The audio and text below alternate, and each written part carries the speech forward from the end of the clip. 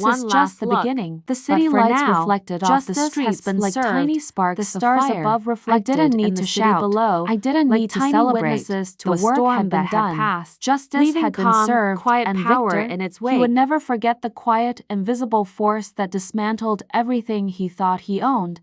Because the truth, finally, is unstoppable. The morning after the gala felt unreal. Victor's downfall had been public, complete, and humiliating, but that didn't mean the danger was over. I knew better. Powerful men don't disappear quietly. They strike back in ways you least expect. I returned to the house, my father's house, walking quietly through the rooms filled with memories. Every step reminded me why I had done this. Not for fame, not for revenge alone, for justice, and to reclaim what was stolen. I sat at my father's old desk, reviewing the latest news coverage. The headlines screamed, "Victor Hale's empire crumbles overnight. Daughter exposes CEO's deceit at gala event." Investors were retreating. Media was buzzing. Victor's allies were panicking, but there was one problem. Victor, he hadn't vanished completely. I had intel, small whispers from those who still worked under him. He was plotting, strategizing, looking for an opening, and I had to make sure I stayed one step ahead. I started by securing the legal documents. Every shell company he owned, every offshore account, every signature, every transfer cataloged and ready.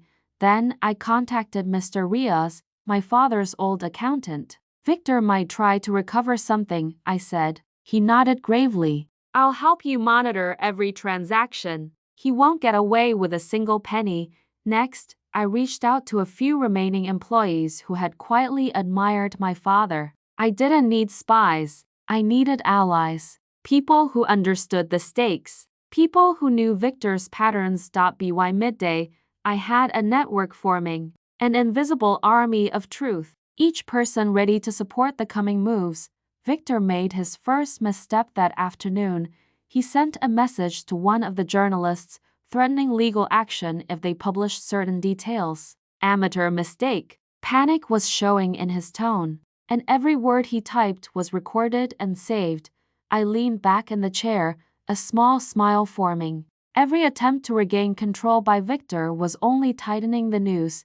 That evening, I reviewed my father's old office one more time. Everything had been meticulously arranged. The documents, the notes, the recordings, all that remained was execution, and I knew the next move would have to be quiet, calculated, and precise. Not in front of cameras, not in public, but where Victor least expected it. A single message, a single meeting, and the final layers of his empire would begin to crumble from within. I paused, staring out the window. The city lights flickered. The streets were alive with people unaware of the storm brewing silently. Victor had underestimated me. Believed the daughter of the man he stole from was powerless. Believed revenge was only about exposure. He was about to learn. Revenge is also about patience, strategy, and total control. The first domino had fallen, but the rest was just beginning. Victor thought the worst was behind him, that a public humiliation was enough. But I knew better. He had one weakness I could exploit: arrogance. The kind of arrogance that makes men blind. The kind that believes they're untouchable until it's already too late. I spent the next morning reviewing the network of allies I had gathered, each person with a role, each person ready to act when I gave the signal. I sent subtle messages. "Check the transfers from last month. Something seems off. To whom is this payment going?" Little nudges, small suspicions, but enough to create chaos. Victor didn't see it coming. That afternoon, I arranged a casual meeting with him. Just the two of us. He assumed it was reconciliation. A daughter trying to negotiate. Weak, desperate, harmless. I smiled as I walked in. The perfect mask of innocence. "Victor," I said softly, "I wanted to talk about the company. About Dad. About everything." He leaned back, smug. "You've been through a lot, Allah. Let's sort this quietly." "For your sake," I nodded. "Yes, that's why I'm here." I knew every word I spoke would be remembered, every hesitation noted, every eye movement observed, but I had prepared for that.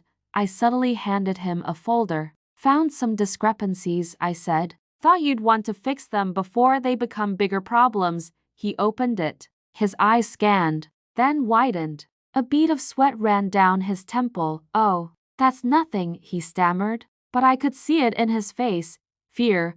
Not the fear of public shame, the fear of being caught before he could react. Exactly what I wanted. I left the meeting with a calm smile. Every ally I had knew what to do next. The small whispers, the subtle emails, the reports, they were ready to strike. By nightfall, Victor's phone was buzzing nonstop. Employees questioning his leadership, investors demanding explanations, and the press, already sniffing more than he anticipated. He called me later that night. "Why are you doing this?" he demanded. "Why won't you stop?" I didn't answer. I let the silence speak. Because silence can be louder than any threat, I reviewed the plan once more. Every move accounted for, every domino in place. Victor had underestimated the quiet girl he mocked. And in his arrogance, he didn't see the storm building right under his nose. The room was chaos, people shouting, cameras flashing, security pushing forward. Victor tried to speak again, but his voice disappeared under the noise. "Once you lose the room, you never get it back." I didn't raise my voice. I didn't need to. I waited, and when the crowd finally quieted just enough, I said one last thing into the mic. "My father built this company with honesty. You built your version of it with lies." Then I stepped away. That was it. No screaming. No insults, just truth. In front of the people who mattered most to him. By the next morning, the story was everywhere. News, social media, headlines. CEO exposed by partner's daughter at company gala. Whistleblower reveals financial web of deceit. Victor's accounts were frozen. His board removed him. His friends stopped answering his calls. And me? I went back to the house, my father's house. The locks had already been changed back to my name. I stood in the living room where Victor once smiled like he owned everything.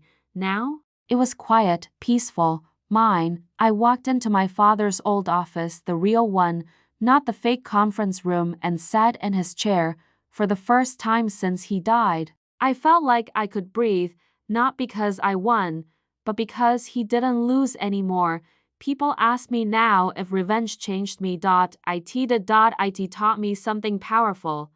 When someone takes everything from you, you don't beg for justice, you build it, slowly, silently, and in full view of the world. The night air was thick with tension. Victor didn't know I had copies of every email, every transfer, every hidden deal, and he would never suspect I had a plan that went beyond simple exposure. I sat in the shadows of the empty office, reviewing the documents for the 100th time. Numbers, dates, accounts, lies layered upon lies. It wasn't enough to just show the world what he'd done. I needed him to feel the consequences. Victor had grown arrogant, careless. Every morning he greeted me with a smile that assumed I was weak. Every night he spoke to his brother on encrypted lines, plotting how to cover his tracks. I smiled back, calm, silent, watching step one of the next phase, destabilize his allies. I sent subtle messages to key investors, casually, nonchalantly, implying that there were inconsistencies in Victor's management. No names, no accusations, just enough to plant doubt. Step 2. Sow distrust inside the company. Employees whispered to each other. Contracts were questioned. Suddenly, Victor was alone in a room full of people he thought were loyal. Step 3. Prepare the trap for the gala. Not just public exposure, not just humiliation. A combination of legal proof, financial evidence, and public spectacle that he couldn't survive, and all of this without him suspecting me. He saw the quiet daughter, the grieving girl, the broken shadow of a woman who had supposedly lost everything. Inside, I was calculating, moving pieces, waiting for the perfect alignment. Every action Victor took, I anticipated. Every lie I countered, because revenge isn't just about rage. It's about control, patience, and knowing exactly when to strike. Tonight, I started the final preparations. Every file copied, every message scheduled, every ally secured. Victor believed he was untouchable. He believed he had already won, and that would be his greatest mistake. The gala was only 3 nights away. Victor was preparing his speech, polishing his ego for everyone to see. Investors, media, employees, he thought he controlled them all. I arrived early that evening, dressed simply, almost invisible. No flashy dresses, no jewelry, just a quiet presence in the back. Victor didn't notice me. Perfect. I started placing subtle cues around the room. Files on chairs. Documents left slightly exposed. Phones strategically positioned to record. A few whispers to key people. Check this out. It's interesting. It was a chessboard. Victor was the king, and I was quietly moving the pawns. Meanwhile, Victor was in his element, laughing, telling stories about my father like he'd been his mentor. Every word he spoke was poison-coated in sugar. I noticed the slight smirk on his brother's face. He had no idea I had already spoken to him. He thought he was an ally. He thought he was safe, and that was when I smiled, because the trap was almost ready. Step 1. Make him believe he's untouchable. Step 2. Isolate him from his support. Step 3. Reveal the evidence in public. Undeniable, shocking, and devastating. I went through my notes one last time. Every document cross-referenced. Every email, every bank transfer, every lie accounted for. My heart beat faster. Not from fear, from anticipation. The night of the gala, Victor would walk onto that stage thinking he's untouchable, thinking he's in control, thinking the daughter of the man he stole from is powerless, and then the first domino would fall, because revenge isn't about screaming or rage. It's about precision, timing, and making your enemy believe they are winning. Until it's already too late, the gala hall sparkled with chandeliers and polished marble floors. Victor strutted in, shaking hands, flashing smiles. Completely confident, I stayed in the back, blending in, calm, invisible. Everyone believed I had nothing to do with what was about to happen. Perfect, I triggered the first subtle signal. A file appeared on the chair of one of the key investors, just slightly open, with a slip of paper sticking out. Curious, they picked it up. As soon as they read the contents, their eyes widened. Whispers started spreading. Murmurs, questions. Victor noticed. He frowned, assuming someone was trying to ruin the event. He didn't suspect me. I watched. Step 2. A discreet email sent to select journalists, screenshots of transactions, names, dates. Within seconds, notifications started buzzing. Phones started lighting up. Victor's confident smile faltered.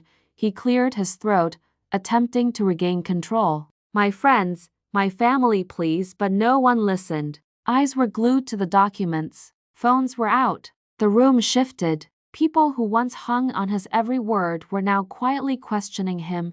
I walked closer. Step 3. Subtle audio clips played on hidden speakers. Victor's own voice discussing how he had siphoned money and hidden assets offshore. The room went silent. Then a ripple of disbelief. Some gasps. Some hurried whispers. Victor's face went pale. He finally turned to me, a faint panic creeping in. I didn't flinch. I smiled. Calm, silent. You look surprised, Victor, I said softly. Shouldn't you have expected me to find out? He stuttered. No, you couldn't, but it was too late. Step 4. The final dominoes were falling. Investors were pulling out promises, reporters were snapping photos, and Victor's brother looked around in panic. Victor's empire was unraveling right in front of him, and I stood there, not shouting, not screaming, just watching the man who had stolen everything from my father crumble. Piece by piece, Victor's confident posture had vanished. He gripped the podium, voice trembling, sweat forming along his temples. All around him, the room buzzed with murmurs and phones capturing every moment. I walked to the front slowly. Everyone's attention shifted to me. The daughter who they thought had lost everything. The girl they underestimated. Ladies and gentlemen, I began, my voice calm but firm. Victor Hale promised integrity, loyalty, and honor.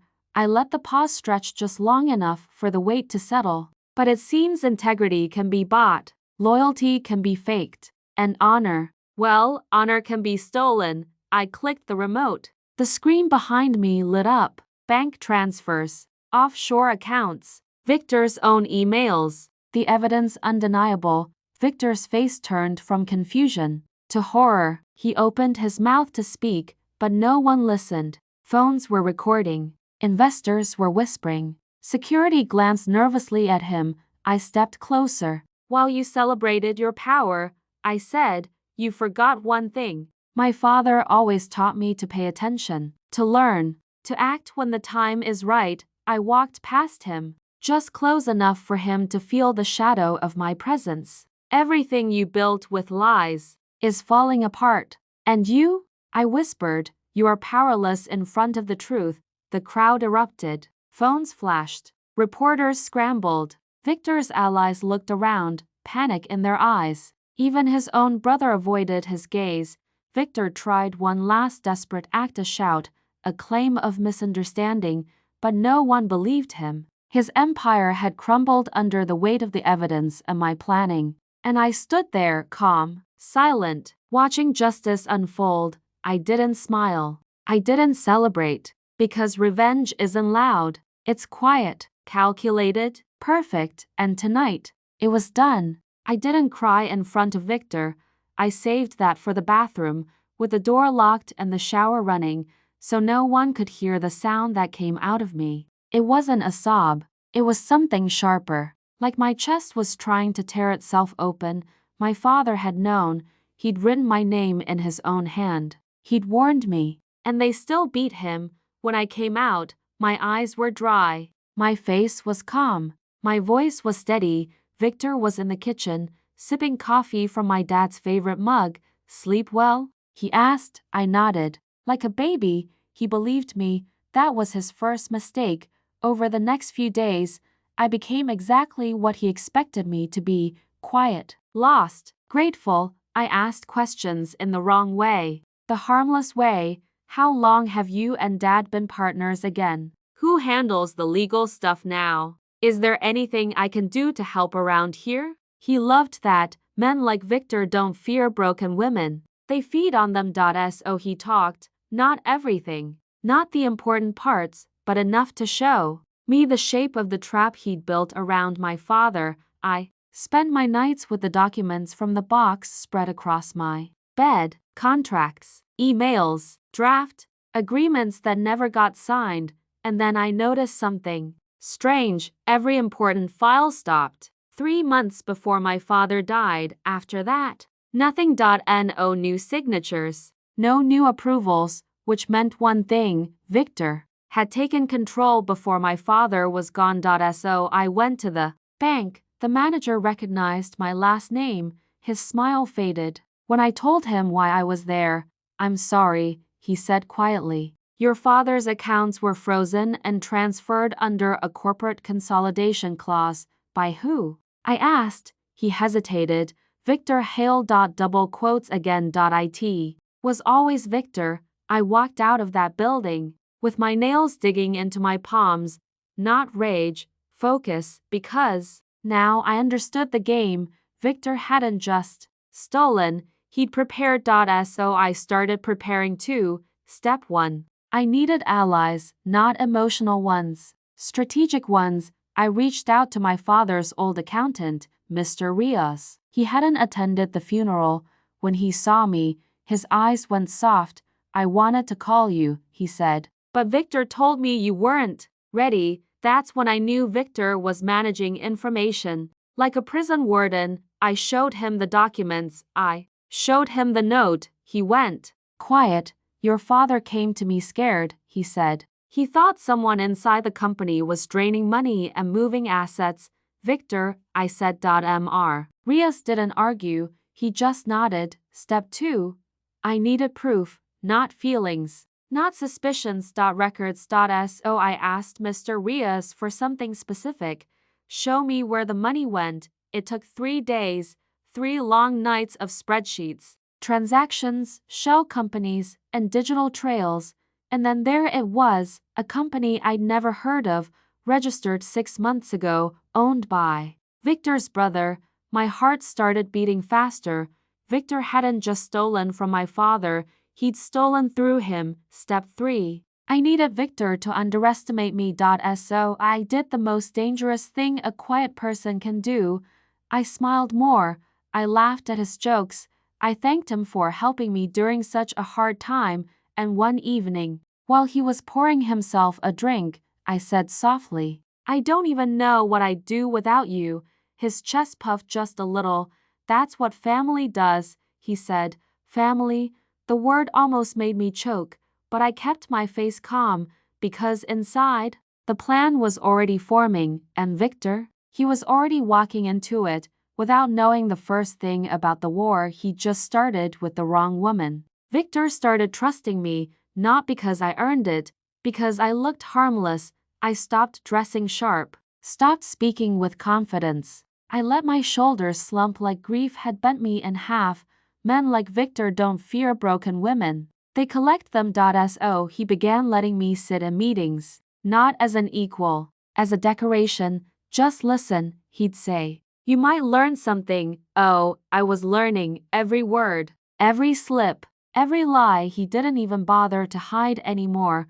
One afternoon, I heard him on the phone. No, move it through Hale Consulting first, then offshore. His voice dropped when he saw me. Till late that night, I went back to my room and wrote everything down, dates, names, companies, and then I did something dangerous. I contacted Victor's brother, the one who owned the shell company, not as a la.as. Someone else, a potential investor. I used a fake email, a fake name, a fake story. He replied within an hour. Greedy men always do. We met in a hotel lobby. He didn't recognize me. Why would he? In his mind, I was just the daughter who'd already lost. We talked business, and then I asked casually, so, how did Hale Consulting get started? He smiled. Family opportunity. I leaned forward. Funded how? He hesitated just a second, but that second was enough. Private capital, he said. I nodded. From Victor? Now his smile faded. From sources. Sources, I smiled back. That's what my father used to call stolen money too. His face went pale. He didn't say another word, but he didn't have to. I'd seen it in his eyes, fear, because he knew exactly what he was part of, and he knew I wasn't just some girl asking questions anymore. That night, I went back home. Victor was in the living room, watching the news. Long day? He asked. I sat across from him. Yeah, I said softly. But productive, he chuckled. That's the spirit. He had no idea, none, because while he thought he was teaching me how to survive, I was learning how to destroy him, not with noise, with precision, and the first piece of the trap was already locked into place. Execution always looks simple from the outside. Inside, it's chaos, because now I wasn't just collecting secrets. I was moving pieces, quietly, carefully, and every move had to look accidental. The first piece was trust, not Victor's, everyone else's. I started visiting the company more often, sitting in the waiting area, bringing coffee for the staff, not as the owner's daughter, as the grieving girl who didn't know what to do with her life. People talked, they always do when they think you're harmless. Victor's been acting strange lately. He's moving money again. Did you hear about the offshore thing? I didn't react. I stored everything, like ammunition. Then came the second piece, access. One evening, Victor left his laptop open on the dining table, just for a minute, just long enough. My heart started pounding, not excitement, fear, because one wrong move and everything would be over. I sat down, clicked password. His dog's name, of course it was. Men like Victor think they're clever. What I saw on that screen changed everything. Accounts, transfers, emails. One subject line made my stomach drop. If she finds out, handle it. She was me. My father's voice echoed in my head. Allah, don't trust Victor. I copied everything, sent it to myself, closed the laptop, stood up, and when Victor walked back in, I was washing dishes like nothing had happened. You're too nice, he said. I smiled. You taught me, that night. I didn't sleep. I planned, because now the revenge wasn't emotional. It was legal, public, unstoppable. The third piece was timing. I needed a moment where Victor couldn't control the room, where he'd be confident, arrogant, on display, and that moment came in the form of a company gala, big event. Press invited, investors watching. Victor was giving a speech about honor, about legacy, about my father. I stood in the back of the hall, listening to him use my dad's name like a prop. My hands were shaking, not from fear, from restraint. When the lights dimmed and the projector turned on behind him, I took a step forward because the trap was set, and Victor? He was standing right in the center of it. The hall was full, crystal lights, expensive suits, fake smiles everywhere. Victor stood on the stage, confident, proud like a king showing off a stolen crown. And I promise you, he said into the microphone, this company will always stand for integrity, loyalty, and family. Family, the word made my stomach twist. Behind him, the big screen glowed with the company logo. He didn't know that 10 minutes earlier, I had changed the file. He raised his glass to legacy. That's when I walked forward. The click of my heels echoed louder than I expected. People turned. Victor's eyes met mine for just 1 second. His smile hesitated, then the screen behind him went black, and the first email appeared, large, clear, impossible to ignore. Move the money tonight. Use the offshore account. Murmurs spread across the room. Victor turned slowly, his face drained of color. The next slide, she's getting suspicious. If she finds out, handle it. This time, the room went silent, not awkward silent, dangerous silent. I stepped beside the stage. I'm Allah, I said into the mic. Victor's partner's daughter. The man he says he honored. Gasps. Phones came out. Recording. I clicked the remote again. Bank transfers. Shell companies. Names. Dates. My father trusted this man, I said. And he used that trust to steal everything. Even our home. Victor finally spoke. This is out of context, is it? I asked softly. I played the audio. His voice, clear, cold, planning. The room erupted, investors shouting, security moving, reporters running to the front. Victor tried to step down from the stage, but his legs looked weak, like they didn't remember how to hold him anymore. I leaned in close. This is what you taught me. Victor, I whispered. Business doesn't pause for grief. His eyes met mine, and for the first time since my father died, Victor looked afraid. They told me my father died in his sleep. No struggle, no witnesses, no questions. That's what they said. But when I walked back into the house where I grew up, everything felt wrong. The walls were bare. The photos were gone. The smell of my father's old books, that dusty, comforting scent, had vanished, like someone had scrubbed the place clean of him.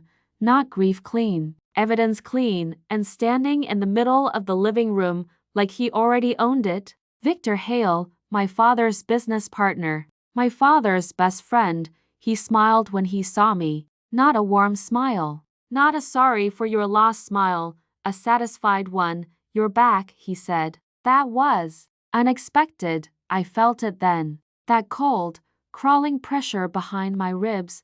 Something had already happened while I was gone. Something big. I had been away for 6 months working 2 jobs, saving money, planning to come home and help my father finally retire from the company he built with his bare hands, the company that now had Victor's name on every door. I dropped my bag by the stairs. Where's my dad's office? I asked. Victor's smile tightened. We turned it into a conference room. That's when I knew they hadn't just buried my father. They were erasing him. I walked past him without asking permission, down the hallway, to the room where my dad used to sit late into the night, muttering numbers under his breath, drinking cold coffee, and calling me just to hear my voice. Now, a long glass table, shiny chairs, no photos, no memories, like he was never there. I turned back to Victor slowly. You didn't even wait a week, did you? He shrugged. Business doesn't pause for grief. My hands curled into fists. That night, I didn't sleep. I lay in my childhood bed, staring at the ceiling, replaying everything that felt off. The rush funeral, the sealed will I never saw. The way Victor controlled every conversation. The way people avoided my eyes, and one question kept pounding in my skull. How did Victor get everything so fast? So the next morning, I stopped asking, I started digging. I went to the city records office, asked for property files. The clerk looked confused. Your father's house was transferred 3 weeks ago. My breath caught. Transferred. To who? She typed. Paused. Victor Hale. 3 weeks. My father wasn't even buried yet. I walked out into the sunlight shaking, not crying, shaking, that kind of shaking that comes when your body knows the truth before your brain does. They didn't just take his business, they took his life's work, and they did it while I was gone. So I went back to the house and started searching, not emotionally, not desperately, professionally, drawers, closets, floorboards, and then I found it, a small locked box behind the old bookshelf. I remembered it instantly. Dad used to call it his insurance. I pried it open. Inside were documents, contracts, emails printed out, and one handwritten note in my father's careful, steady writing. Allah, if anything happens to me, don't trust Victor. My throat went dry. The next line hit harder. He's planning something. I found proof. I hid copies. I sat on the floor with the papers shaking in my hands. This wasn't an accident. This wasn't fate. This was theft, betrayal, and something darker hiding underneath it. That was the moment I stopped being a daughter in mourning and became a woman who wanted justice, not loud justice, not rushed justice, the kind that takes everything back. Slowly, piece by piece, I didn't confront Victor. I didn't scream. I smiled. I let him think I was broken, weak, confused, and while he relaxed, I started building my revenge. But he had no idea, not yet, because the first move in any war is letting your enemy believe they've already won.